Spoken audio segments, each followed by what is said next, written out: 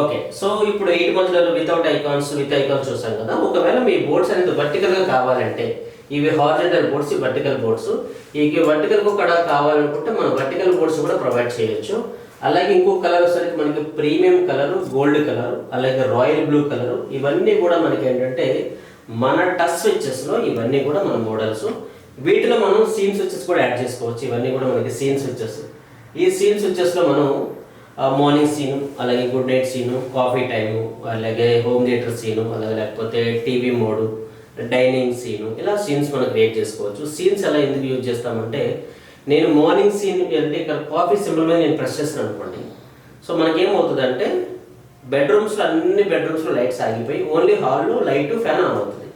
లేదు good night scene create చేసాను అనుకోండి, బెడ్రూమ్స్లో మాత్రం ఒక ఏసీ లైట్ ఆన్ అయ్యి డైనింగ్, కిచెన్, హాల్ అనేది ఆఫ్ అయిపోతుంది. ఇలా మనం సీన్స్ క్రియేట్ చేసుకోవచ్చు. నెక్స్ట్ వచ్చేసరికి ఏంటంటే ప్రీమియం టచ్ ప్యానల్స్ కూడా మన దగ్గర అవైలబిలిటీ ఉన్నాయి. ఈ ప్రీమియం టచ్ స్విచెస్లో మనకి అన్ని స్విచెస్తో పాటు మన ఫోటో ఫ్రేమ్స్ను కూడా మనం కస్టమైజేషన్ చేసుకోవచ్చు. ఇవన్నీ కూడా ఓన్ ఫొటోస్.